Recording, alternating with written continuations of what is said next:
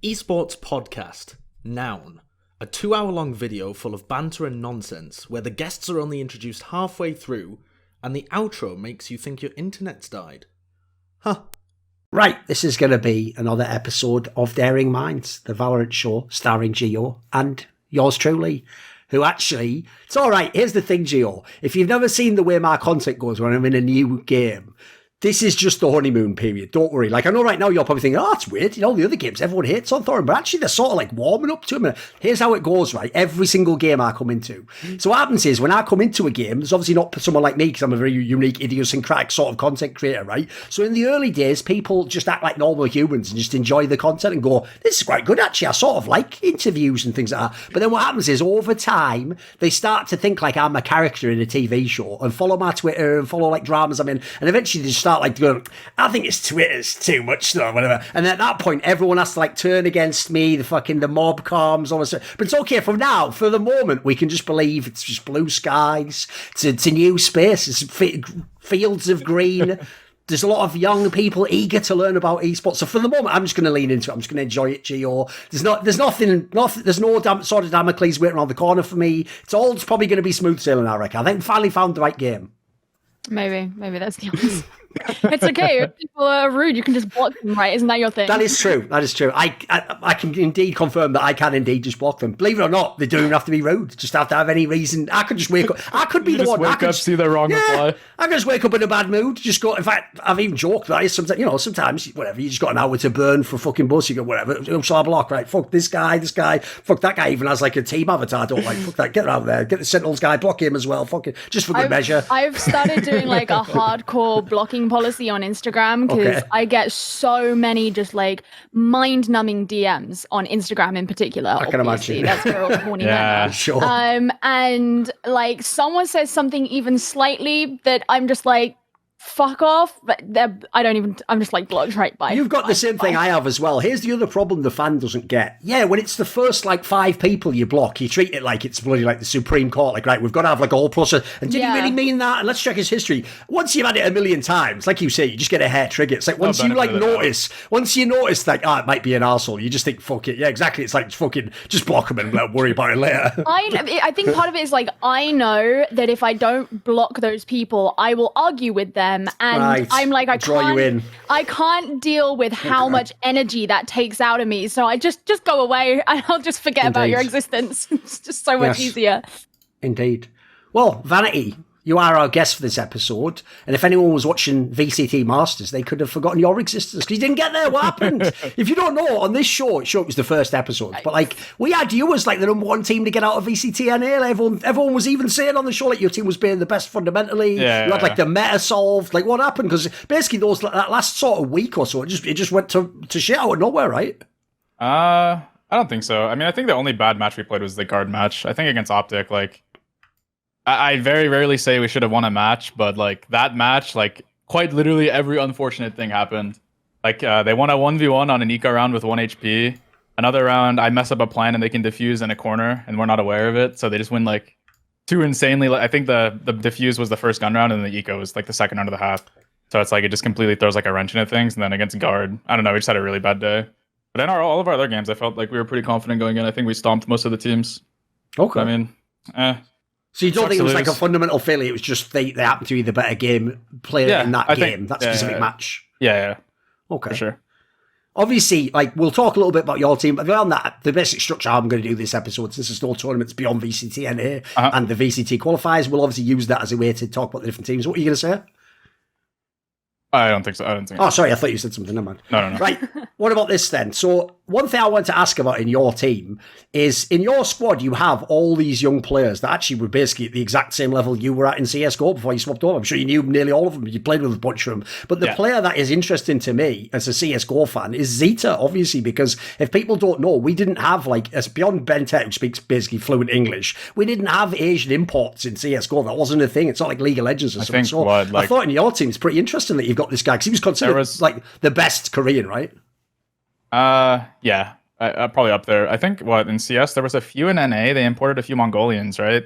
They had that one guy, machine gun or whatever. Yeah, and I think did they bring 2 or was it just 1? There might have been another one at one point, but these were like brief experiments. Yeah, this was like 2015, and it was only for like a couple months. But yeah, I think. How did this guy end up on your team then? He was on Cloud9 Korea, I believe, and then Riot added the thing where it's like one male team or whatever per like organization. Right. So and then they brought him over because they were going through like roster issues, I believe. Has he got fluent English when he speaks? How does it work in the team? Pretty close, yeah. He's probably because I played with Marky in the past, and I'd say their English levels are pretty similar. There's not like a lot of issues, I don't think. Okay. Sometimes, obviously, like in high stress situations, it can be a little bit worse. But I mean, that's like anybody. Obviously, it's gonna be worse because he doesn't speak it natively. But it's not like a huge deal. Fair enough. By the way, how would you describe to people how you ended up in Valorant? Because if people don't know, you were one of the class of people in CSGO. We're talking only about like what, a year and a half ago, a year or so. You were one of the people. You were one of the people who actually publicly sort of said, like, look, I'm not someone cynically who's trying to just hop over to Valorant because there's no split. Like, if you could have gotten a top team in CSGO, you were trying to still go for it, right? So how was your perception how you ended up in Valorant? Like, how did you reframe mentally to this new challenge? Well, me and Zeppa we were talking to Gen G before they pulled out a Counter-Strike. It was supposed to be like me, Zeppa, Bentet, Automatic Kusta, I believe. Okay. That sounds right. It's not bad, right? And then they just pulled out. So we're like, well, the only other organization we could potentially sign to was Extrasalt, which we didn't really want to like deal with like the uncertain, like not having like a big organization behind us because of what happened with Chaos, right? Because they wanted to, I don't know if I should say this, but they wanted to replace everybody on their team, and then JT was going to coach. It was his idea. So, I mean, I think we would have been pretty good. I think it would have been me, Leaf, Zeppa, Marky, Osi, something along those lines. I wasn't sure who we were going to keep between Marky and John G, but I think Marky would have made more sense role-wise. But after that, I don't know. I think like the older I get, the more like I like being like places I'm unfamiliar with. So going into Valorant wasn't like super difficult for me. I like the game too. I like the like ever evolving meta. It appeals to me a lot. Was it always going to be the case, by the way, that you would be an IGL? Because unless I'm wrong, didn't you only pick that up in CSGO once Steel like departed? Like you didn't want to intentionally do it initially, I'm sure, right? No. I mean, I've been an IGL on every team I've played on, pretty much. At every high level team I've played on, since like 2018, 2019, roughly. I mean, even when Steel was on the team, like I was still like calling like 40% of the time probably. So it's not like it was just him. Okay. Fair enough. Do you have any questions about the Cloud9 team specifically, Gio, before we jump into the other squads? I just wanted to like hop on one of the things that you said, just like about, you know, going into Valorant from CS, blah, blah, blah. And you just said that one of the things you really like about it is the ever evolving meta. And a conversation that's come up in this show a couple of times is the argument of like, are CS players sort of natively equipped to deal with going into what is essentially a hero shooter, like having different abilities and stuff like that. How did you find that change? Did you find that something you preferred, or was it more like a hurdle you had to get over? So I initially competed in Call of Duty, which has a game change every year. So I like it. I mean, I was really bad at first, but I mean, you kind of I like knew that I would like the game the more the time that I put into it. And then eventually it ended up like clicking in my head to like understand the game at a tactical level also. But I don't know. I mean, obviously there's some like shortcomings, like the gunplay is a little weird, not being able to spray. But I mean, I also think that the not being able to spray thing is like Riot trying to incentivize tapping and bursting, which I'm pretty sure was a thing in CS 1.6. Like I feel like spraying wasn't very relevant. I could be wrong. I played 1.6 when I was really little, but I'm pretty sure the game was like designed to like tap and burst.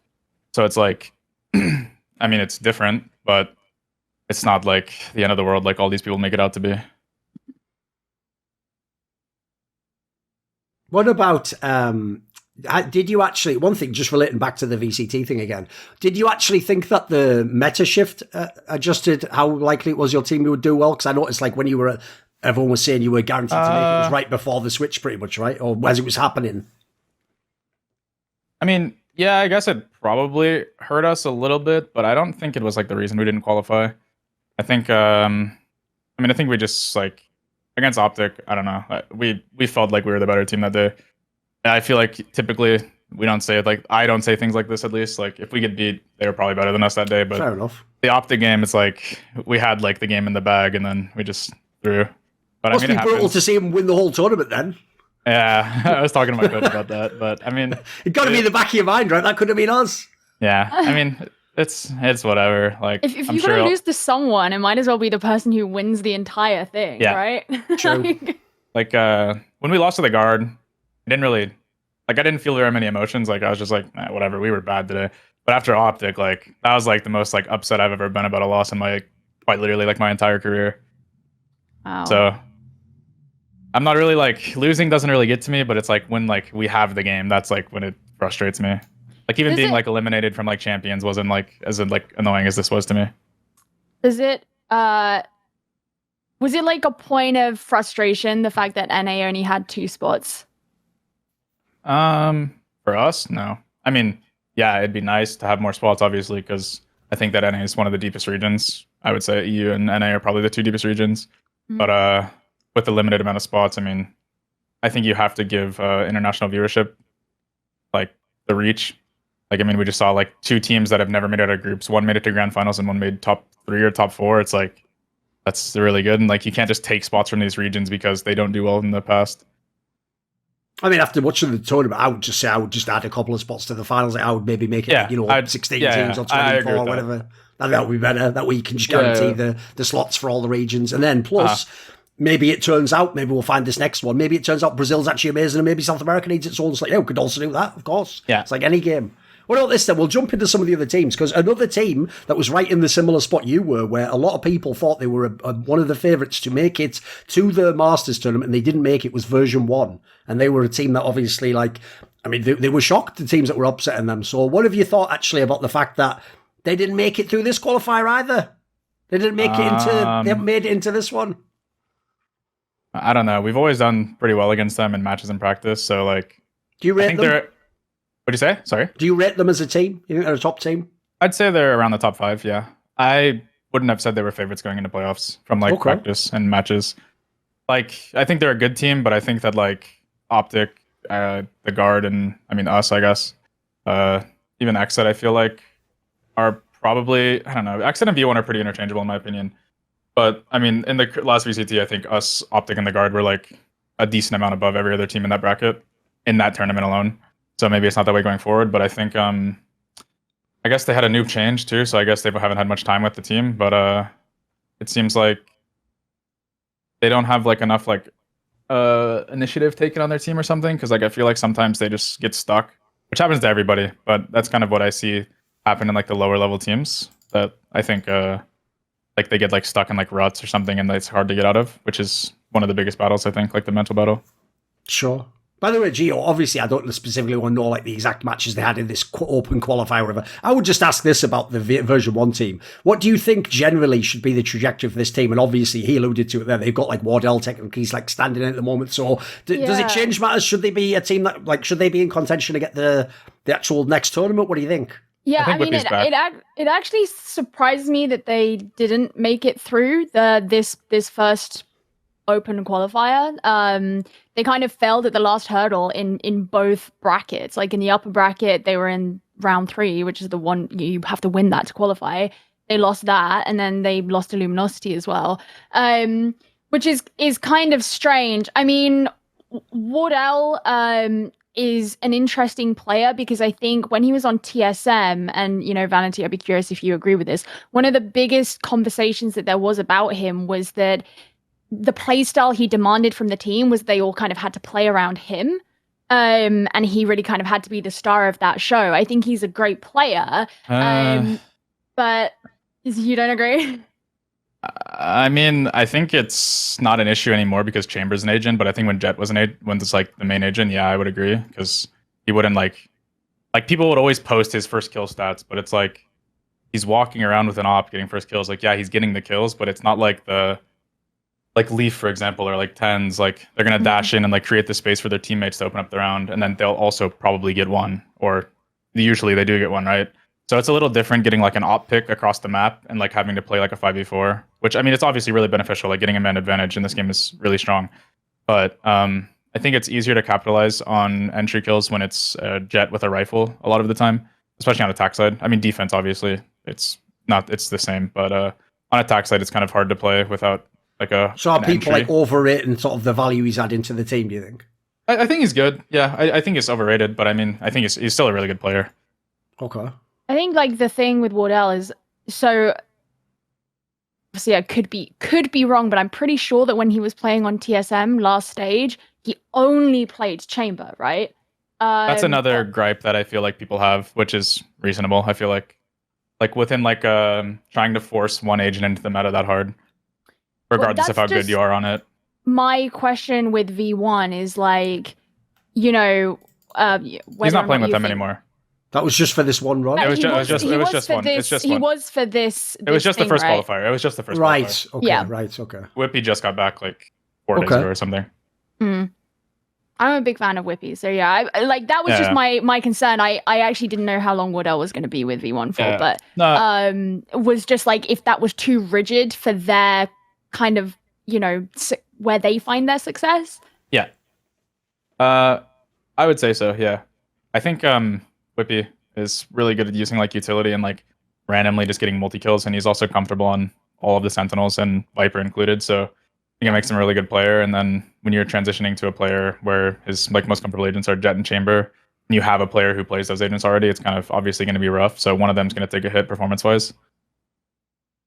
I've told the story on a past episode, Vanity, where basically, like, what I tried to do is whenever we talk about, like, someone who was someone in CSGO, I give, like, the backstory, who they were. And I tried to explain to fans that actually, like, it's quite interesting who WARDELL is in Valorant, because if people don't know, he was, like, the ultimate, like, ego AWPer in CSGO. Like, he used to hard force the AWP 24/7. He used to glass cannon by it, right? He was on your team. Like, all the time. I used to think that was a guy. This is why I'm interested in where he's ended up in Valorant, because, dude, it feels like the character just swaps over in games, because in CSGO, everyone could see he had skill. Like, I mean, obviously fucking plays to it. But the problem is his playing style, it's super hardcore. It's like so one-dimensional, isn't it? Yeah, I would say his rifle's not as bad as people might think it is in either game. But I think it's like his reliance on the op. Because he's honestly probably the fastest opera I've ever played. It's really good, yeah. I can see why he does it. Like he's really, yeah. But I think I do agree with like it can be one-dimensional, but I mean, he gets a lot of kills, so it does work. It's just like, in CS, I think it was a little different because obviously he wasn't playing the only or the most viable entry agent, right? Like he could throw utility nades for his teammates and then win like the post plants, which is what he was really, really strong at. But I think in a game like Valorant, where maybe it's different now because Chamber, obviously, but I think with Jett in the meta, it was kind of difficult to like have somebody that plays similar to that. If he's just standing in for this team, obviously there's all sorts of rumors of where he could go and might end up. If you are like a mixture of like where he like would be a good fit or where behind the scenes there's real possibility, where do you expect someone like him to end up, Vanity? What team should want him, do you think? I don't know. I think to get the most out of WARDELL, you need like an established IGL, and I feel like there's not many of those in North America. So like, I mean, Optic, but I mean, they just won the tournament, right? But I feel like for him to like succeed at like a high level, which I think he's capable of, I think it needs to be under like a IGL that's gonna like help him get the most out of himself. So I mean, I think Optic guard us. I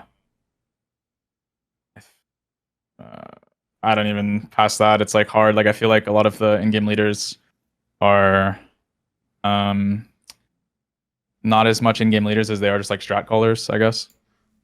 So here's a question then. What you just said about you think that that's what he needs to thrive, would you say the same about tens?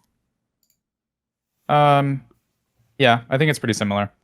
I think I mean, when you have people that are this talented, I think it's just like about putting them in like the best positions to succeed and hoping they can like go away, like take it away, right? Like I have Leaf. This kid he'll literally play any agent and he'll be one of the best players in North America, probably the world on it, in my opinion. I'm biased, obviously, but I mean, I think it's... You got a lot of praise from past guests. That was the player they often picked out. He's probably the best player in North America, in my opinion. I think it's him and Ye. I don't really think there's like a conversation for anybody else at the current moment, given like the longevity they've been playing really, really well. And including the flexibility that both of them have, I think just separates them from like the rest of the duelist players in North America. I would also say... Oh, yeah, go on. I was just going to say that's pretty in line with the kind of conversations that we were having throughout all of the episodes that we did during stage one, right? It was always Leaf came up a lot as being one of, if not the most valuable player in NA. I would bring Ye up quite a bit in those conversations as well. So yeah. I would also say, just from a CS background, like from watching the game over the years, in my opinion, the two best roles to sort out in any team is you want like a superstar player, so you can fit this role, but then the other one is the great in-game leader. Like those two together, those are I think those are the most important roles. Yes. I think. Especially because even just logically, the star player can get his kills, but what the IGL needs to do is help the rest of the fucking players. He has to understand how to play, how to activate each other. Because when I watch the Sentinels team do, that's exactly what I see. I see players who individually are like the best. At least two of them look like they are the best at their role, but the team doesn't fucking function at all, mate. I mean, there's another team we could talk about, Vanity, right? They've flopped again. They haven't made it through. What the fuck? Like, here's the problem, right? It's only cool to do the angle they're doing of sort of like, we don't know if we get a go. That's only cool if you're number one. Like that's sort of like, I'm a rock star. Like, you're not a rock star, you can't even bloody get through. Like, this is looking embarrassing now. Masters too, you know? Yeah, exactly. What do you think of the Sentinels scenario? Because that must be another team, right? What a waste of talent. Yeah, I don't know. I don't like talking about this that much because they have big fan bases and I don't really want to get attacked again. Okay. Fair enough. But yeah, I mean, they're underperforming, obviously, but I think there's deeper issues than people will ever talk about. Okay. What about this then? Let me think who would be... I'll tell you who's a fun team to talk about. What about... I mean, people may or may not have expected to make it. What about TSM making it? The notorious TSM has made it, boys. What do you think of this? Like, I wasn't expecting that name. There's some bigger names that have blown. Yeah, I mean, them and Faze, I feel like are two teams that kind of surprised me, I guess. I guess Faze not as much, but I don't know, actually. I feel like they're both pretty surprising. Like, the only team that I thought was, like, guaranteed to make it out of the first was LG. And, I mean, I thought Energy was going to make it, but I did not think TSM and Faze were going to make it, but it's, I mean, good for them. I think one of them, Faze made upper bracket and TSM made the lower one, so. Yeah. Pretty cool. I mean, it's awesome to see, like, teams form and, like, do well. What do you think of some of these upsets, Gio? Yeah, I mean, I think, so the thing with Faze, just you saying, you know, it was kind of a surprise. I feel like Faze Clan always end up being the bridesmaid and never the bride when it comes to a lot of these things. Like, they're a big name. They have like a couple of players that people like to talk about, but you never really see them get all the way. I think that from what I saw of FaZe Clan playing, and this is kind of no surprise, but like Baby Bay really impressed me. I think that Baby Bay is a really great player. And obviously I remember following him back when he was in Overwatch. And I actually think that while he was a great Overwatch player, he's really been activated. Like Valorant seems to be like his game. Yeah. So I think that, you know, they did really well from that perspective. The upset that, of course, I find interesting, at least if we're talking about these two teams, is TSM beating 100 Thieves, because obviously, and partially that is because 100 Thieves have just gone through this kind of restructure, and there's a lot of expectation around them, and did they go straight down into the lower bracket? Yeah, they did. They won because of TSM. They beat like NYFU or something, and then they lost to TSM, I believe. And then they made it to the qualifying match and lost again. Yeah. So it was TSM who put them in the lower bracket and TSM who knocked them out.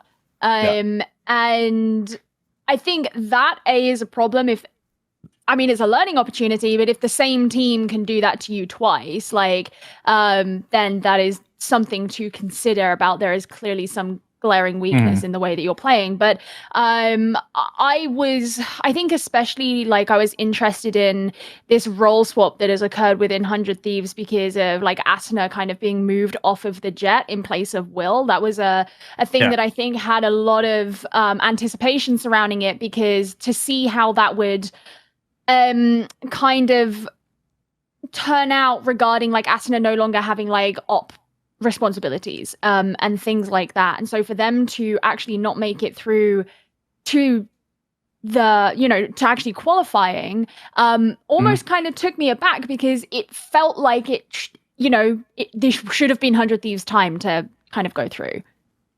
I think their team, obviously they're a new team completely. I think they've been practicing for maybe like 3 weeks, so it's not like super surprising they don't make it out. I think they made good pickups. I'm not sure if they're capable of being like Masters qualifiers with this lineup. Maybe I'm wrong. I have no clue. But that should be the expectation of an org like this, though, right? They should be trying to be at least like top 4, top 5, right? Yeah, no, I mean, that's their aspiration, obviously. But I think it's like a long path ahead because I think a lot of the players still need like a lot of time to like develop. Are these inexperienced players or young players or what? How do you characterize the team they've made? I definitely would say that a lot of them are pretty inexperienced. I mean, I've known Will for really, really long, and he kind of just was around CS. Like, he didn't play super seriously. He played on a few like NAMDL teams, but I think it was mostly focused on like school and stuff. But Valorant came out, he started competing. I think he's really good. I think he was like one of the best pickups this offseason. I mean, a lot of people will say like, or on the 100 Thieves, people will say like Derek, but I would say Will is better. I mean, obviously he plays Duelist, so he's gonna look better. But like the talks I've had with him and stuff like that, I feel like he has like a really good like mindset for the game and like work ethic. So I rate him really highly. So I mean, I think they have a really high ceiling, but it might take a while to get there.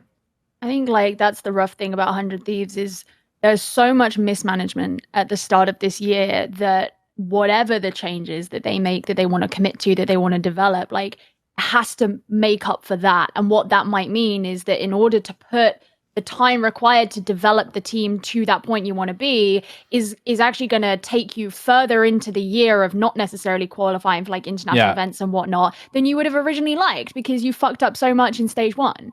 Well, I think yeah, go on. The biggest thing with like what they did, for example, like buying players doesn't work in America. The orgs refuse to let anybody negotiate or anything. They just keep them locked into contracts, like bad contracts too. So it's like they might have. I know they reached out for other people, and the orgs were just like, no, we're not selling him.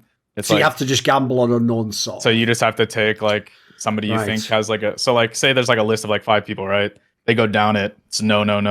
So it's like, okay, well, I mean, you got to do it. You got to like do the best of what you have. But I mean, I think that the state North America is in regarding like all of these organizations doing this to the scene is pretty detrimental. Yeah, I can see, especially because unfortunately the issue you have right now by the sounds of it is the incentives of the circuit and what the org is trying to go for to qualify and then keep the talent, etc. Doesn't sound like it's aligned with like the reality of like if you're not the two teams that go to the Masters event, you know, you just sat there for ages and you're stuck in the same team. You want to change team or you want to change a player, but you can't, right? One of like the worst things about it is like say for example, like one of the people that 100 Thieves wanted to buy, right? Like they make like a third of what 100 Thieves would pay. So then like 100 Thieves would pay the buyout that pays your entire roster for probably the year, assuming like relatively similar to what the buyouts have been in North America that I'm aware of. So it's like you're limiting the kid's career, you're hurting him financially, you're not taking advantage of the financial advantage you would get from this just for you hoping you can qualify when it's not like remotely realistic. I don't know. It's like mind blowing to me the way that like this entire like scene is operated. It's pretty poor. I hate it when you hear stories of like players being the one who suffer in these situations. I remember it's not entirely the same, but I remember there was a situation in Rainbow Six once where one of the top 3 players of all time was on a team and they decided to bench him. But his buyout was so high and they refused to let anyone negotiate for anything with him that he was forced into retirement because... Oh, was it Bro Canadian? No. It was Fabian. Canadian, I think I've heard of his name too, yeah. Canadian retired of his own volition, then came back and, you know, whatever. And Pengu, who was the duo of Fabian, this guy, he went into his retirement in a blaze of glory.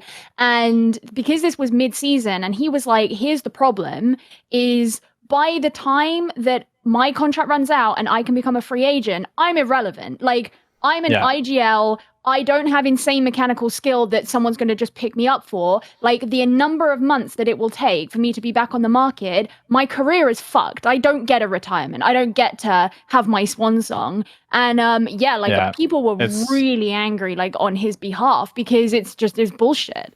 Like, I'm not, like, I don't think either of us are trying to say, like, the orgs should sell people. Like, you shouldn't be forced to sell people for, like, lower than... like they're valued at, right? Like I think the buyout numbers in North America are really high right now, but that's just what people are going for. But I think to say to like a player like expresses interest to leave, it's between seasons. It's not like the person was asking mid-season, right? Like you should at least like talk to the organizations, right? Like surely you like give some respect to the player who is clearly unhappy, or you're just going to build resentment in them and then you're just going to lose them for free in like 6 months. Sure. It's just, yeah, I don't know. Like this entire, like, it's pretty poor. It's pretty bad.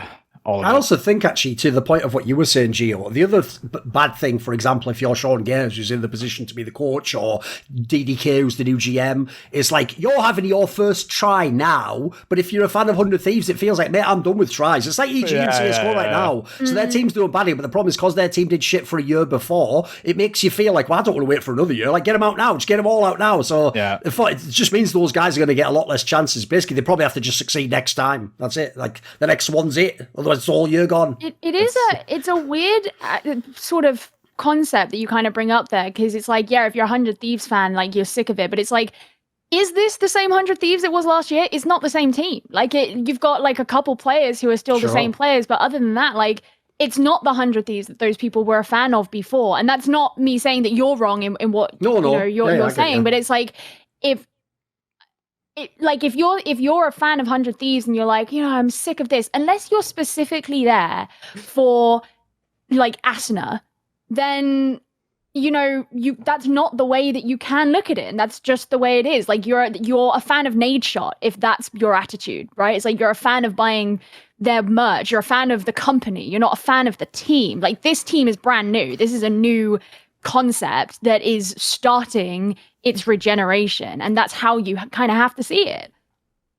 By the way, obviously we only briefly touched on them, but what did you actually think of Faze Clan in Valorant? Like, for example, one thing I always find confusing in Vanity is because there's so few spots to qualify through, so you see teams come in for one and then not in the next one. It's actually hard for me as a more general esports figure to know, like, how much are these orgs committing? Because when I see, like NRG, Evil Geniuses, TSM, Faze Clan, when I see these have a Valorant team, I don't know, like, are they just terrible at Valorant? Because the results obviously were shit, like, the last few months. Or is this a game they're only partially into? So in Faze Clan, did this actually, obviously you said earlier reasons as to why you can't get all the big names, but do you think this is actually like do you think Faze Clan is properly behind this? Are they going into, is this a team that is really supposed to go to the top? What do you think? From what I've heard, yeah, but I mean, I've only had conversations really with Baby Bay, who seems to be like their franchise player, right? So you're always going to paint yourself in a better light to the person that you want to see you in a good light. So maybe it's different, but from what I've heard, yeah, they're here for like the long run is how it's been painted to me in the past. Okay. And do you actually think any of either of you, do you think, is there any players in this team that like people should watch for in the coming months? Like could Superman. Be the breakout player or something? Superman? That guy is so good. He had like a rough like open qualifier, but this guy was like the best smokes player in NA like in last year, I think. Like from like whenever Rise played well from VCT, the LCQ, I think. Or no, it was VCT. They played VCT and LCQ, and I think he was like the best smokes player in NA. And he just didn't have a team? He just didn't have someone to play for? Well, then Rise, like, he was still playing well when they were in the VCT. Because that's a pretty small org, if people don't know. That's a pretty tiny NA org. Yeah. They're pretty... I don't even think they have teams in many games. But yeah, I think he's really underrated. I'd say he's probably the most underrated player in NA. I mean, he's playing poorly right now, but I don't think it's impossible for him to bounce back from it. Fair enough. Okay, Gio, I know that actually, obviously, it was indeed Luminosity who was putting out people like version 1 in the last VCT. So what do you actually think about the Luminosity team? Like, is this a team that's actually like here to stay now? They're back in another one? Yeah, LG are an interesting one because where did they actually come in NA last stage? Because they didn't come particularly, sixth. Like they only just, they got sixth. They got sixth. Straight through, right? I think they got second or third seed in our group. They beat V1. I think they beat Sentinels, didn't they? Lower bracket. Am I wrong on that? Wait, sorry. They got... No, V1 beat them. They got last seed in our group. They beat V1. And then they lost to the Guard. And then they lost to XZ. Okay, yeah, I've got the bracket. Yeah, I mean, Luminosity were a team that... So I find like the people in this team really interesting because I was quite a critic of Mada last stage. And there's not because I think he's a bad player. I just didn't like the way that he played KO. And I was quite critical of that. But I think B-Dog is really above anything fun to watch. I think he's a great player. So I think LG are kind of an interesting one to be sort of sitting, like kind of straddling that boundary of being good enough, but not quite being good enough. Because I think they have talented players on their team. Like Tig is another one. I think that Tig has moments where he just plays really well. So yeah, it doesn't surprise me that they've qualified back through. Like they were a playoffs team. Beating version 1, I think, again, the version 1 that like played in stage 1, I would be like, whoa, that's so surprising. But given that they're playing with a stand-in, it's not exactly the same. They did beat V1 in the playoffs, so I mean, it's not like it's but season. I just mean like that's more of a like actual version 1, let's say. Yeah, versus it's still a game that I could see going to version 1 is more my point, right? No, I whereas do agree like with that. Because they're playing with a stand-in and it's not quite the same dynamic, like that's always going to have an effect on the team. It doesn't really matter how talented WARDELL is as a player. It's like he's really, not Whippy. He's really good at like helping control like situations, I guess. Like I don't know like the proper way, but like if he sees an opening, he's just gonna take it, right? Yeah, and I think that he helps like with the different like diversity within agents too. Like you can quite literally play like all the agents, and I think that helps your team comps, which in essence would make your game plan more consistent.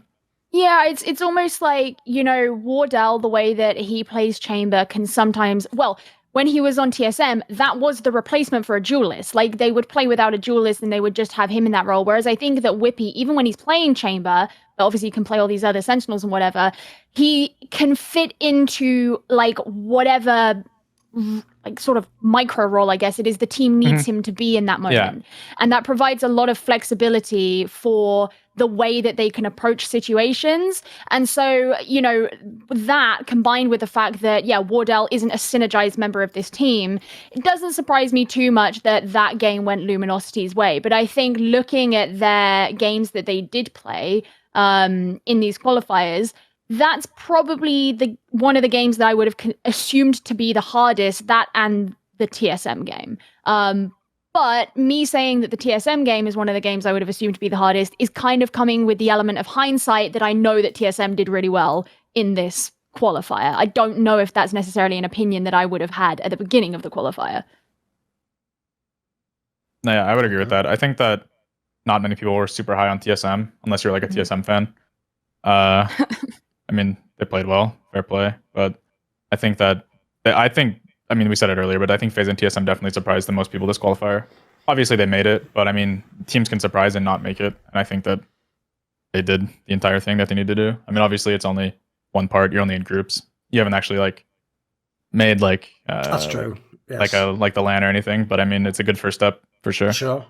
One thing I find interesting is whenever I look at, like, for example, like Faze Clan's team, loads of those players are from different games or they're native to Valorant, right? If I look at some of the other teams though, Vanity, obviously there's tons of NA players that were around at your level or the level below where you were in CSGO. So I have a question for you, which goes at this, right? Who is the CSGO player who's in Valorant who is like surprising you the most by like how much better they are at Valorant than they were at CSGO? Because some of these names, like Moose and Dazzle were around for a million years in NA. They were just on like the 7th best team or whatever their whole career, you know. So who actually has had like a big step up, do you think, since coming to Valorant? Jonah P, for sure. Okay.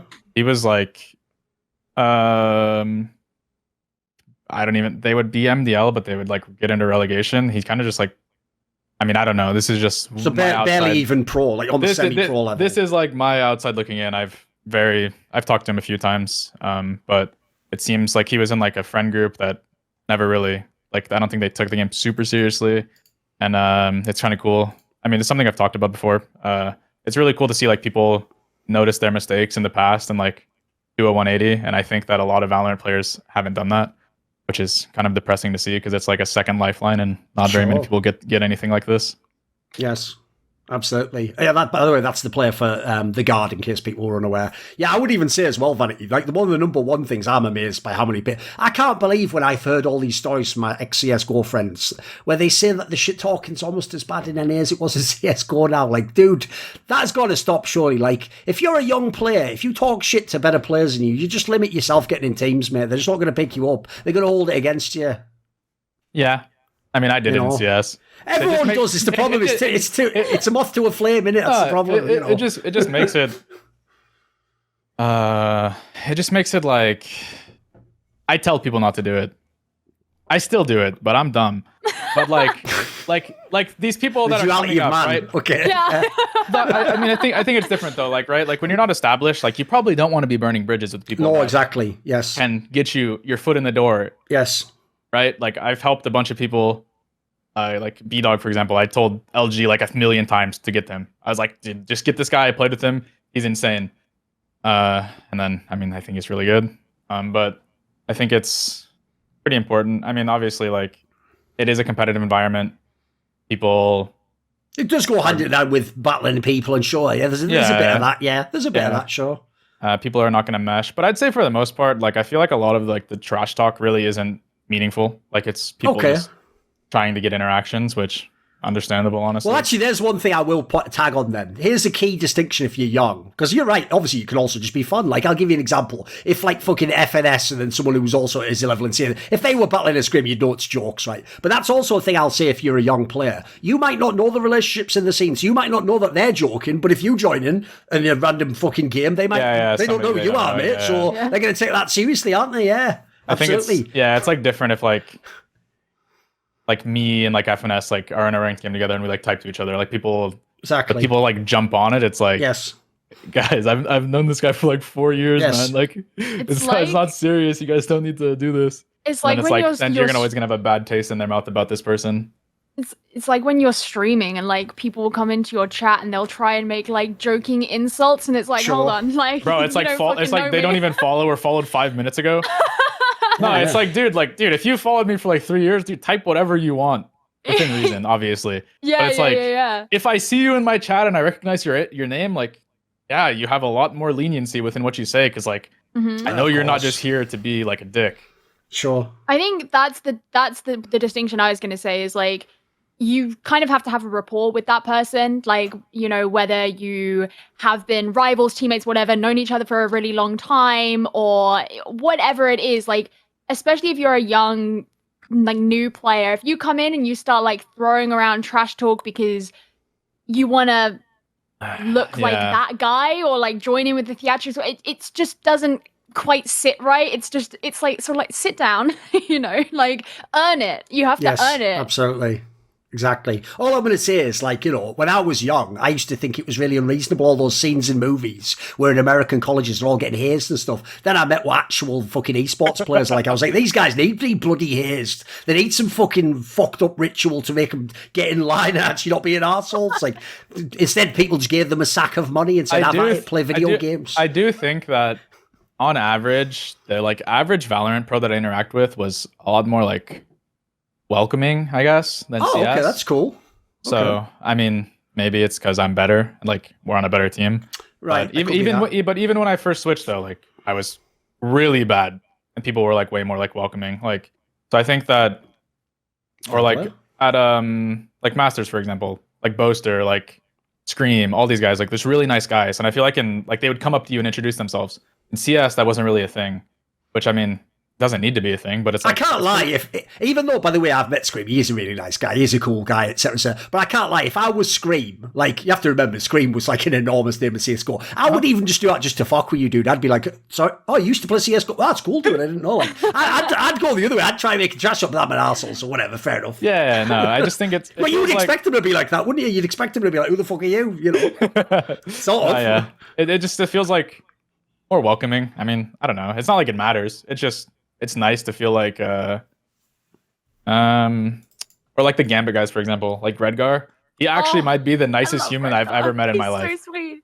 He gave me a birthday present at Masters last year. He's so nice. And like, we'd never spoken before, and he texted me one day, and he was like, "Hey, do you have a time we can meet up? Because like I know it's your birthday this week, and I'd love to give you a gift." Oh yeah. Him and Boaster are like some of the nicest people I've probably met in my life. Honestly, I think that's like the biggest thing. The difference for me, at least. Like I attended a few S tier CS events. I don't know if they're S tier, but IEM Sydney was like the biggest one. And I mean, people are nice, but it's not the same. They're a bit more standoffish if they don't know. Yeah, for sure. Yeah. By the way, I'll just say this. I'll link this back to our previous point. See, that works if Geo knows you and you go, "Hey, I'd love to give you a present. Like, please meet me." Like, don't do that. If you don't know her, don't even bother sending that message. Don't get the wrong message from this episode. That is not what she's welcoming. If you are first name bunch of numbers, of course. Yeah, I know. Just so people don't get the wrong notion. That's okay. It's okay. Actually, I have a.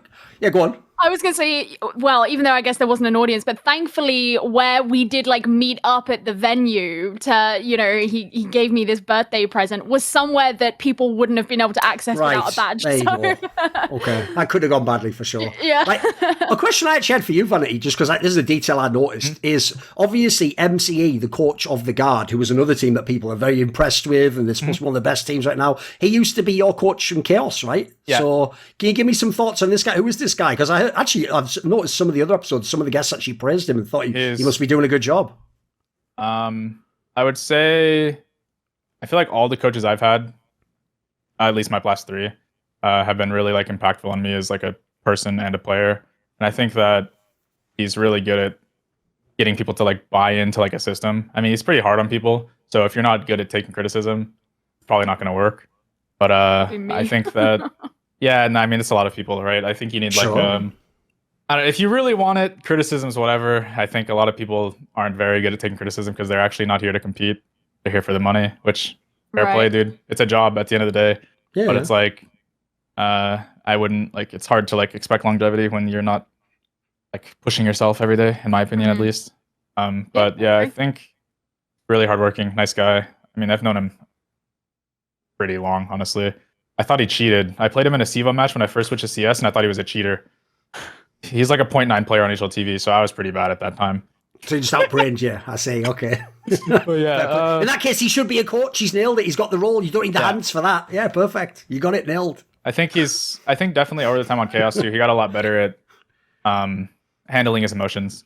Because I think in the past, I remember I heard like it was a lot worse than it was with us. But that also could be because I think that we were more open to criticism. So like he wouldn't have to be as like abrasive to get us to understand something. So I think that could be a pact. But I mean, he also could have just matured. I don't know. Obviously, it could change. Sure. But I love the guy. He's a great guy. By the way, being as in 1.6, obviously you also played Under Steel when he was like in his last days as an IGL, etc. I'm actually surprised when I saw all this drama that like he's out of 100 Thieves and no one even knows like is he just going to become a streamer again? Can you give me your take on this? Because to me, like FNX, he should be like a mega valuable piece in the Valorant scene. Like if I was a team, I'd be wanting to build my squad around him. Where is he at in his head at the moment? It's just what would you say Steel and Valorant's been like? I think he's undervalued, to be honest. I think it's kind of similar. Like he's pretty hard to work with, but if you give him like 4 people who like genuinely want to be there and like put in like time, he's like the best teammate in the world. Quite literally. He's definitely sort of a my way or the highway type guy, right? Yeah, which I mean, there's nothing wrong with that as long as people are like willing to like buy into 4 something. New players, but it's shape. Like, I mean, I see all these people say like, "Oh, he's so toxic." It's like, dude, I lived with the guy for like a year. I've known him. Like, I played against him. I played with like he's really smart. But he likes doing things his way. Like he's open to changing. He's not like against it, but it's like you have to come about it the right way. Like if you're just like, dude, like I don't want to fucking do this. It's like, yeah, he's gonna get upset, dude. Anybody would get upset at that. But it's like, I think he's really valuable. I don't know. I think he's still a good player, even though he's like 45 years old at this point. His mechanics, like people always like hate on his mechanics, but he's not even that bad. He had all right his mechanics skills, are insane. His mechanics. He was probably when he came back, he was probably the highest fragging NA IGL. He was pretty decent, yeah. I think me, Steel, and Nitro had the highest ratings on HLTV by like a decent amount. I mean, obviously I only played a few international events, but yeah, I think his mechanics are way better than people give him credit for. He's also really good at using the bad guns, which is a bonus because you can give guns to your better players. That's the sign of a true IGL from CSGO. You're just used to using the shit guns. The MP9. You become a master of the Galil or whatever. Yeah, exactly. Like, that is your AK-47, the Galil, isn't it? Like, just garbage. Yeah. Okay, fair enough. Because that's the thing, dude. Though. Like, I get, certainly, listen, he's very much an old school, like, player from, like, he's not really from, like, the PR era. So I get why, unfortunately, he's got some weird baggage for him in Valorant. But like I say, I was shocked. I assumed when he was leaving 100 Thieves, like, he had a different offer elsewhere. He was going to build someone else's squad, He got a lot of offers. A lot. But, I mean, T1 let him, like, T1 was like the only org where they were giving him like free reign to build a team. Ah, right. Okay. So, and I think they have a lot of money. Like, I think they're probably like one of the richest orgs in esports. Oh, they must be, yes. From what I've heard, like, if T1 wants the player, good luck competing with it or something. That's what I've heard. At least in League, I'm pretty sure it's that way. But I think yeah, I've heard they pay fakers so much. Even Tens says, "Fucking hell, salary inflation's got bad in esports now." Whatever. It's an easy joke. Whatever. It's low hanging fruit. Tens. Whatever. It's low hanging fruit, mate. That was easy. Well, there wasn't any skill in that. What about this then? Obviously, the T1 squad is another squad. I'm waiting to actually do something. Like, is this project just being built up slow? How long is it going to take? Like, surely eventually it has to be like you have to have the team ready and it has to be real. This is have to. Yeah, you don't get unlimited time. I mean, I think Curry's really like a great player. I mean, I think they're all good players, but I think that like their biggest like shortcoming is like it's similar to like what team was it? So just talking about 100 Thieves, right? It's like they're all pretty inexperienced, and it's like some of them don't come from. Actually, I think only Twifo doesn't come from an FPS background. Maybe Dynamic. I don't think either. But it's like they just die in like the absolute like worst times. Like it's like a 5v3, bomb is planted, you're Viper, you have 2 mollies. And you just take an aim duel. And then your team loses. It's like, dude, how did we lose? It was a 4v3. It's like, are you serious right now? Like, are you trolling? Like, I think that's like the biggest thing that a lot of like the newer players don't understand because they want high ACS. So, I mean, respect, honestly, but you kind of have to win and have high ACS to like actually like get paid. Like, if you have 300 ACS, but you have never won a map, probably not going to get picked up. Also, that is, I will say that I do get why it happens because it happens to everyone. But that in Counter-Strike is probably, it's same with Valorant. It's one of the premises that if you're not a player in the match, always looks stupid, which is when you have the numbers advantage and you just piss it away. But everyone who's played the game knows it's because, unfortunately, when you're like the team with the 5 and they're with the 3, the first 2 guys to die in their brain are like, we're still going to win anyway. We're still going to win. And if I get this kill, it ends around. It's why, if you notice, almost every crazy 1v5 in Counter-Strike starts with the first 2 people just giving the kills away for free, like body hopping around the corner to knife you or something, you know. There was a round on V1 versus EG. It was a 1v4, 12-11. V1 was winning, I believe. So EG needed to win for overtime. They had 4 people, and Boostio was jumping at this guy with his knife out, and they almost lost the 1v4. It's like, dude, are you like fucking serious? Like, I would do the same thing if it's 12-1, 12-11. Like, what? Exactly. I know. It's like, just win the game, dude. I always it's always one of those things where, like, especially as a caster or analyst or whatever, you know, you see people do that and it's so obvious from a spectator's perspective how bad an idea it is. And you talk about it and you're like, that was stupid. And you're like, these players are some of the best players in the world. They know that was stupid. Like, why, you know, and that's always like one of the things sometimes when you talk about like rounds being lost or how fights were lost, and it's a bit more complex than that. You can be like, oh, this is where this went wrong, this is where this went wrong. But when it's down to like ego peaking and stuff, it's like, well, that was just dumb. And you have this moment where you're like, why did that happen? Like, why are they doing that? You know? Yeah.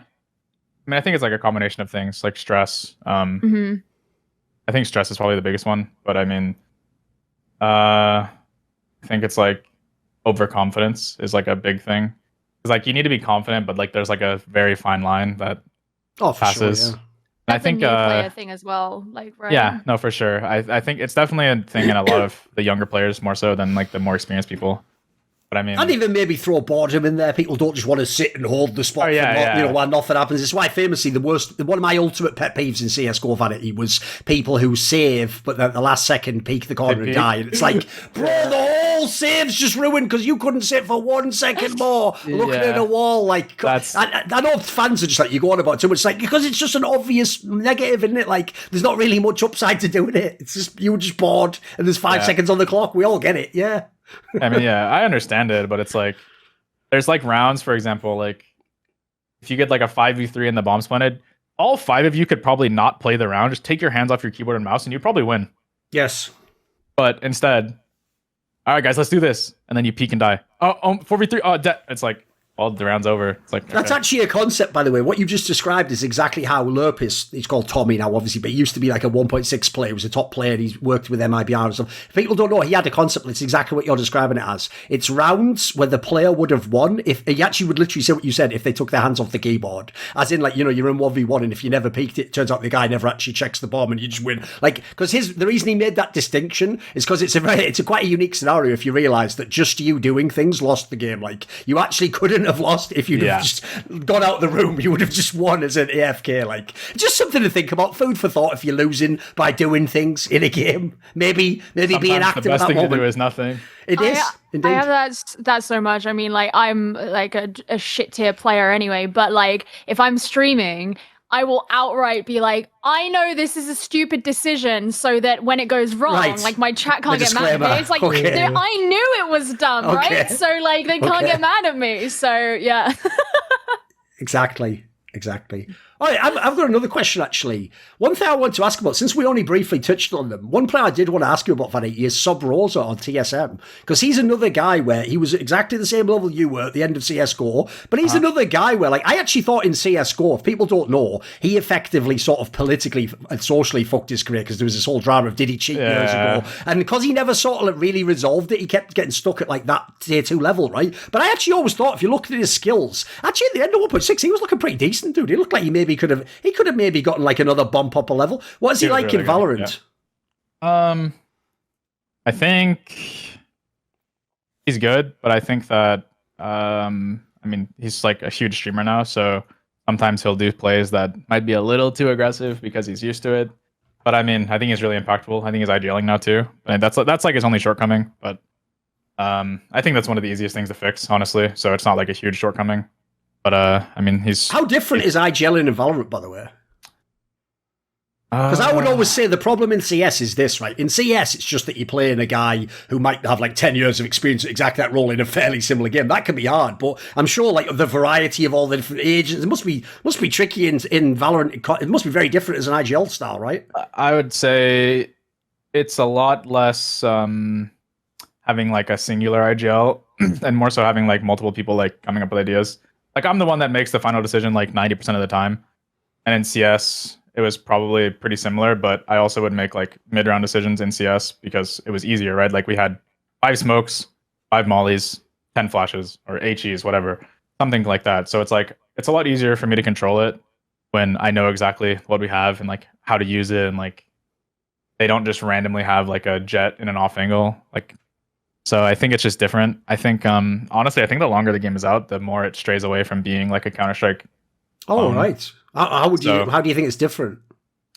I think that the best teams in the world are the teams that are the best at using abilities, and a lot of people still, for some reason, are playing just to take aim duels, which, I mean... I will say, if I ever watched the people who were very good at CSGO, hint, I've given a pretty big clue there, they just look like they're still playing CSGO with fucking agents, as far as I can tell. They're still trying to headshot everyone, you know what I mean? Yeah, it's... I don't know. Especially some of the European ones, as you might have seen I was alluding to. It's pretty disappointing, I guess. I mean, people are like...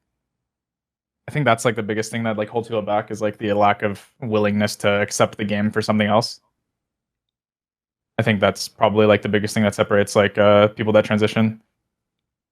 Yeah, it's like the conversation we had a few weeks ago, which was that there are players and teams that, you know, have a really big background in CS who are doing very well in Valorant, but it's getting to that point where new players coming on the scene who are going to succeed are more likely to be endemic Valorant players rather than players who are coming from another game, because the game has been out long enough that the people who have learned the way of understanding the game by just being in this game are probably better equipped to find success in it than someone who's coming from elsewhere now and learning the new game. I don't necessarily think there's like an advantage coming from a different game or not. I think like the biggest thing is just embracing that it is its own entity and it's not what you think it is. Because like, for example, like I feel like people were like, oh, EG should all switch. Like the CS team, they should all switch to Valorant. It's like, dude, that would be hard. If you don't have 5 people who are fully bought in doesn't matter how good you were at Counter-Strike, you're not going to be able to compete with these teams. Yes. That's another discussion we had a couple of episodes ago. You need to be fully bought into this game to be good at it. Yes. The real problem is this. People in CSGO genuinely don't know anything about Valorant. So they think the scene in Valorant is identical to 2020. And they still think that, like, you know, when you hear the stories, like, maybe you need, like you're saying, maybe an AG player has an off. It's like, mate, it's too late. Like, if I were them, I would even tell them. Even if you're bad in CSGO, you're just going to be even worse in Valorant. You would need we're just having a discussion at the beginning of this episode. There's not enough space in bloody VCT. You're not getting in. You haven't even played Valorant yet. Like, there's loads of killers waiting to get in that shit. I think, like, the biggest thing is, it's impossible to know somebody's like true like motivation levels, right? Like when you're offering someone a contract, obviously they're going to seem motivated. Maybe they might be motivated for the first week, but if they don't like truly like the game, it's probably going to like burn out pretty fast, and you're just going to not look very smart for picking them up. Yes. Well, I what I'm about to say, it doesn't it's not necessarily as bad as what you just described, but it's like the whole Nitro situation, right? And so many people were like, why did they not keep Nitro? At least it's not about where they kept Nitro. It's Nitro decided he wanted to be in CS again. Yes. Yeah. And I think he's a good example, by the way, of the sort of player that I would recommend doesn't come to Valorant, which is this. You're only doing it because you no longer like your situation in CSGO. Now, if on top of that you said, but I really like Valorant, then cool. But you didn't say that. Your reason for going is you didn't like the situation. So that doesn't make any sense. That's like leaving one relationship and then just jumping into a new one so you don't even know, like, oh, that'll fix it. It's like, are they different? Is it going to work? Like, would you even like that person? Like, who the fuck can know? It's a stupid reason. So that's why, to me, the real people I'm more interested in Valorant are the people where, like, they actually had skills in CSGO, but they just hadn't made it. Like, they switched, like, people like Som swapped over, maybe even a relevant player to talk about. Obviously, NRG did make it. These are the people who actually, for real, probably would have made it in CSGO if they had a couple more years. So maybe he can even be like one of the best in Valorant, right? I'm sure his skill sets is legit. I think he's really, really good. I mean, I think what do you think about the NRG team in general?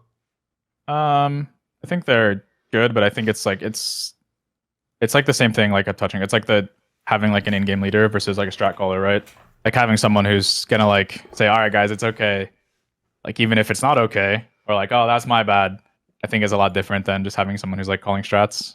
I mean, that's just my personal opinion, but I think that's like, I feel like the top 3 teams in North America. I would even say, dude, from my experience in NA specifically, I think that's a big deal. Like, I would actually. That's the biggest. That was the biggest. If I had a choice, dude, in NA CSGO, if I had a choice, pick one of these two. I can either have the IGL that knows every possible strat in the universe and makes the right call, but he has no social skills, or I could take a guy who's like a true leader and he's going to call a very. I'd take the latter one all day long, mate. Yeah, that's how you win in NA for sure. 100,000,000%. It's like, I think being like a leader of men is more important than necessarily being like the smartest person in the world. Because if you can't get your point across, then it doesn't matter how smart you are. Yeah. No, sadly, there's loads of IGLs have that story. Like, oh, I knew what we should do, but I just couldn't get them to do it. It's like, oh, sorry, that's your failing, mate. That's your job as a leader, I'm afraid, to communicate that. Yeah, absolutely. Yeah, for real. I think that's definitely the biggest. That's like why I transitioned to being an IGL in my CS career. It's like, well, it seems like it'd be pretty easy to have a career. And then it happened, I guess. I got a little bit lucky, you know?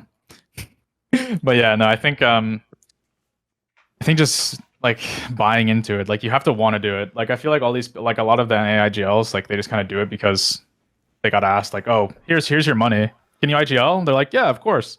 Right? Instead of like it being like something like they're passionate about. I think it's a lot different. Because if people don't know, that's also the weird thing. Tons of the CSGO players who are now IGLs in Valorant weren't at all like CSGO IGLs. In fact, they weren't even people who playing style you would think would take the role. You know, I think the only ones that were IGLs were me, FNS, and Steel, right? Yes. Of the active people, yeah. Yeah, because Def was not an IGL, I don't believe. I think he maybe did it like a little bit. Same thing with Shazam. Like Shazam might have IGL'd a little bit, but I don't even remember if he did in CSGO. But yeah. Yeah, I think it was just me, FNS, and Steel, and then I think Hayes did for like a little bit, but it was like the same thing as Def. It's like it was just like very brief stint. But yeah, I think it's just me, Steel, and FNS. What about, let me think, did we talk about everyone? What do you actually think of the Knights team, by the way? Because they're always like hanging around, but they never seem to do anything. I think like the way that they play is like really like gambly. Like they kind of just do things. Like there's not like much thought behind it. At least that's what it like looks like when I'm like watching it or playing against it. It kind of feels like they just like all right, we're gonna do our C split this round. And then they do it. Like there's no variables within to it.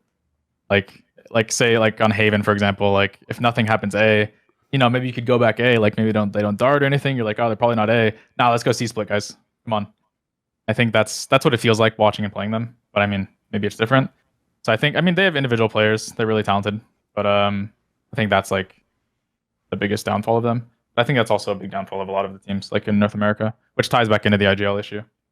Because if people don't know, the coach of Knights is the notorious Ocean in the NA CSGO scene. He's the guy who would always be at like the just sub like invite to like MDL level. He was like the fucking gatekeeper. He was actually the gatekeeper. Basically, what he would do is he would go. You have to understand, he's one of those people who's like an IGL, but his skills are dog shit. So what you'd have to do is keep going, like go around in like a fucking fire sale. Yeah, just find who's this guy could maybe be someone. Fuck, that guy could be like an entry. Bring him, make a squad. They get all right, and then any of the players that are good just leave immediately and go to the next. And then he has to literally start all over again and go back to the fucking landfill site and go, right, no, this TV could work, this fucking old bike. And he had to do that like a military. And so fair play that he's a coach. It's a good gig to have, but it sounds like he's just doing the same shit in Valorant, mate. Like, whatever. Yeah, it's pretty hard. Fair enough. But I mean, they have good results and they play pretty well. Like, even if they do take gambles, like, I feel like a lot of the time it's not necessarily like a blind gamble, like some of the teams. So, like, there's definitely thought behind it, and they do things together, which I think is really important.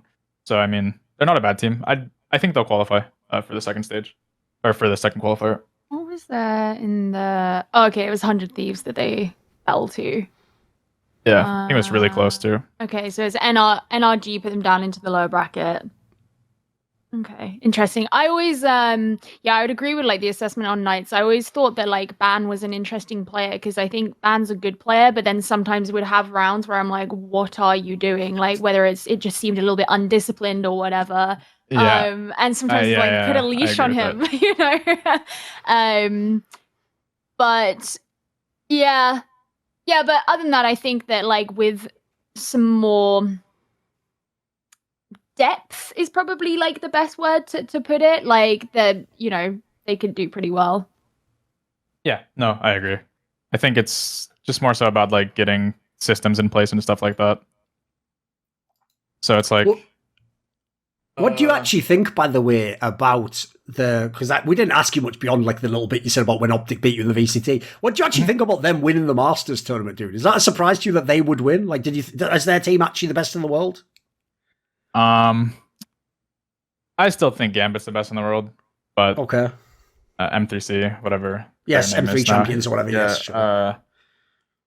That's just me. I'm biased. I think that the way that they play is, feels. I mean, I don't know. This is only from practice. Never played them in a match, but watching them play, it feels like they have like a really, really, really deep understanding of the game. Where I feel like not a lot of teams have it.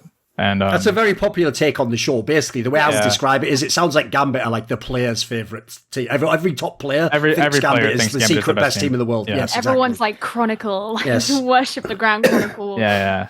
I mean, I think it's really good for Optic. I mean, I think it helps the region a lot, obviously. I mean, honestly, this tournament was kind of like really good, I feel like, for the overall like ecosystem of Valorant, given like all like the regions that were considered wild. Yeah, the story. They were considered wild cards, had like really deep runs, so I think that definitely will help a lot.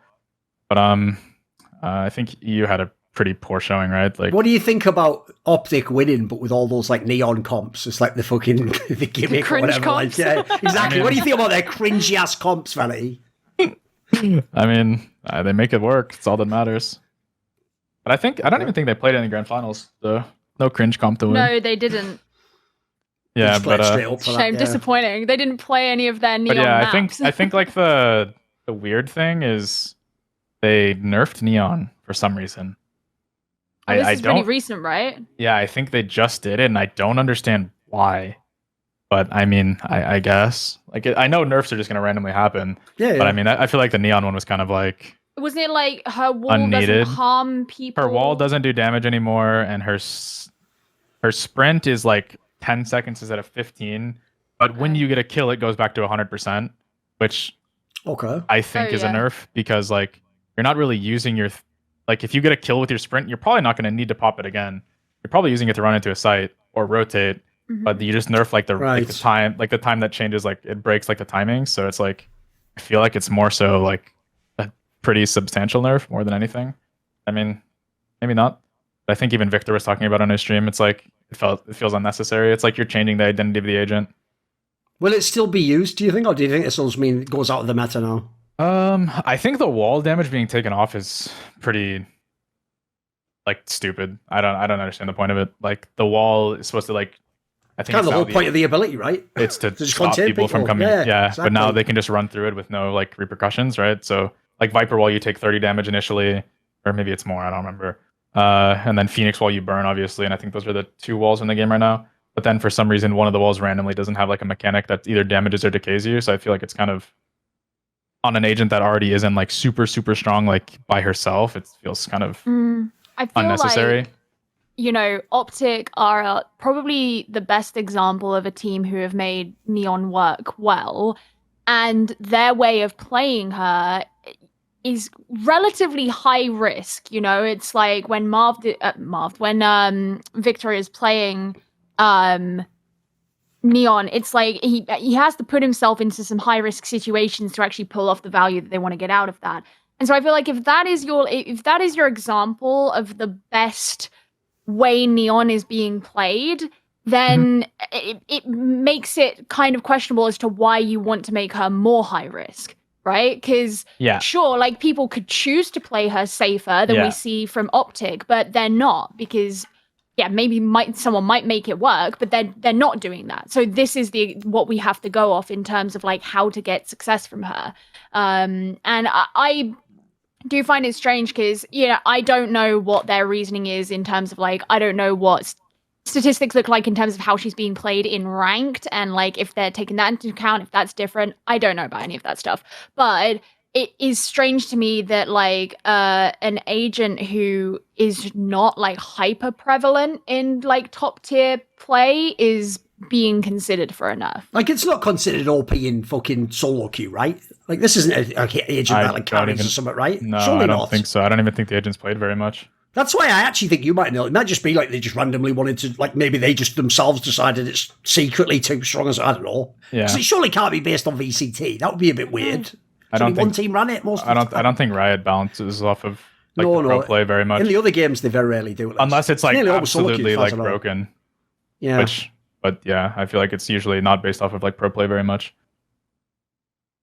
Yeah, I don't know any of like the details about her pick rate in comp or anything. But I feel like at least in high elo lobbies, I maybe 1 a day, if that. Probably not. It's less than that. It's probably like 3 a week at most. So it's like it's not even like in the high. Maybe it is in lower elos. I'm not sure. But as someone who plays in lower elos, it's like you might. It's not like an every game kind of agent. I think people are still okay-ish at generally picking, like, the compositions might not be great, but usually it's from a central pool of agents, right? Yeah, that you're more likely to see. There's not much variance within it. Yeah. That makes sense. So yeah, it's like feels unnecessary, but I mean, it is what it is. It's the game. Like they're just. By the way, one thing you were saying earlier I want to pick up on is you were pointing out earlier that obviously you do get teams where they just decide like, right, we're just playing this agent, we're just going to make it come into the meta, every map it can play. Right, what do you think? Because in general, I will say, on the one hand, it does look like a lot of the top teams are the teams where they have like an amazing player on this specific agent. I mean, some of the European teams even seem to just like, their star, like that Durkin guy was only playing 2 fucking agents ever, mate, the whole year, but he's considered like the best player in the world or whatever, and so on the one hand, like, look, you don't want to go maybe too far like the Team Liquid approach where it's like, haha, which one of us is the duelist? 4 of us can do it. It's like, mate, none of you can do it as far as I can tell. Maybe put stream back on. But I want to, so obviously there's a spectrum here. You don't want to go too far to only one. You don't want to have, I'm the, master of all, but, jack of all trades, master of none. What do you think in Valorant? What's the sweet spot, do you think? Like, should everyone, for example, have like 2 agents they can play? Do you have to have a pool? What do you think the current landscape is, Vanity? I think it's important to be able to understand multiple agents within roles, like initiators, smoke agents, whatever. I think that, a lot of people, like, if you're not a duelist player, it's unlikely you'll ever transition into that. Not impossible, but I feel like it's unlikely. But I think, like, within, like, the smoke agents, the controller, or the initiators, like, you should have a basic understanding of how they, like, function, just because they synergize so well together. So it definitely benefits a lot. But, there's usually going to be, like, pretty strong meta picks. So, I think that it's not bad to necessarily only play like 1 or 2 agents, but I think that having the capability of like understanding them is really, really important. I think in a lot of the top performing teams, you'll have players who have the flexibility to have maybe like one off-role agent. Like, for example, you see a lot of Sentinels can play Viper, or you see a lot of Duelists can play Sage, for example. And so it means that on different maps, they have the option to kind of slightly more tailor their composition, which, I think is, rather than being so like stonewalled into whatever your role is or your preferred agent, I think being able to do stuff like that is generally quite valuable too. Yeah, no, I would agree with that. I think it's really important to be like flexible within like just the agents themselves. Like I think like another good example is like solo players on like Split and Fracture. They tend to play either Breach or like Cypher or Sage or something. So it's like, I think it's pretty important to understand the agents, at least like at a decent level, because it helps you play against them. One thing, by the way, I'm definitely with you on as well, is like, even if you aren't going to play the agent that's in your class, at least understand how the other agents are played, though, because in my opinion, there's an area that you could give massive value to your team. If before a big match, you're going to play like an agent you don't always play, and the guy on your team could tell you, here's what he's going to want to try and do, like, that's mega information. Like, again, in CSGO, we're all playing like similar roles. Like, that doesn't exist. Like, in a game like this, make use of it, of course. No, yeah, I agree. I think that understanding the agents, which is why like I think playing ranked benefits people a lot. I know some people are like, it's so bad. It's like, dude, you get to see like all these unique interactions with like the agents. You get to like, you can see like all this like stuff that people come up with. It's like, there's like tidbits you can take. Like, yeah, it's not beneficial like 100% of the time, but like, I think it does have a lot of value, especially like when newer agents are released. I think that's probably the most beneficial time for it, because you'll see how they interact with other agents. It's a free opportunity to try other things and step out of your role as well, right? Yeah. I know like it's kind of, we see a lot of players who are not duelist players on their streams will just play Jet. But like in general, if you want to practice something, learn something, like, try something new, like ranked is such a like low risk place to do that. Yeah. Yes, absolutely. Put it this way, all you need to know is in NACSGO, every player when it's online thinks they're like a secret AWPer who can use it. All you need to know is if you just put them in the real LAN, like 99% of them won't even buy the gun ever, because they know like reality debt sets in. So if you're going to experiment, of course, just do it in rank. Just do it where it's the most fun, open, doesn't matter. There's no results. You can get the elo back. Exactly. I was going to make a joke like, I don't find it that nice actually to play Valorant, because one time I logged in, I was having like, I had a bit of a sore throat and I was smoking a squeaky voice, and this guy started screaming to me about there being a female in the game or something. I don't know, it seemed really triggered or something, jacked my whole swagger, whatever. No. What about this then? I've got one last question for you, Vanity. We'll end on this, right? Here's the question I want to know. So you gave us a good pick earlier. Who would you pick as like, who's the most underrated player in Valorant to you? Could be an NA player if you want. Just give us someone where it's not like I know whenever I check Reddit, it's like every Reddit. They just have like 20 names they never shut the fuck up talking about. Then no one else can get in that mix, So who's an underrated player? Who's someone who needs like more exposure, who's good, but maybe doesn't have the rep or the name? I mean, I think this... I think from Europe, there's some. Let me find this. Alfajir. I don't know how to say his name. He's like a Turkish Sentinel player. I watched like 3 of this guy's games, and he's actually unreal. I think he's rumored to go to some EMEA team. I don't remember which one. Oh, okay. And then in NA, I'd say like, probably Scuba or Scuba or like Calm. Honestly, I think would probably be my 2 picks. This video was kindly supported by Ahmed Hadjou, Matt Pugnatio, Rajcula, Kyle R, Pacy, Travis Goff, ochs, Animosity, ButtPounder420, Hades, Jensen Goh, Joseph Ginsburg, Kovacevicd, Tobias Bernasconi, Thooorin, Zoomba, Zyrathenia, and a special thanks always goes up to Jerky's Minion. Would you like to find out who upcoming guests are going to be? Maybe even suggest them on the topic for my content. Maybe you want to appear in one of those lengthy esports discussions with me, or ask me a question for my video AMA. Well, if these perks or indeed any of the others available intrigue you, then join the Screw Illuminati today. Put the money where your mouth is. Where? In the description box below and the Patreon link.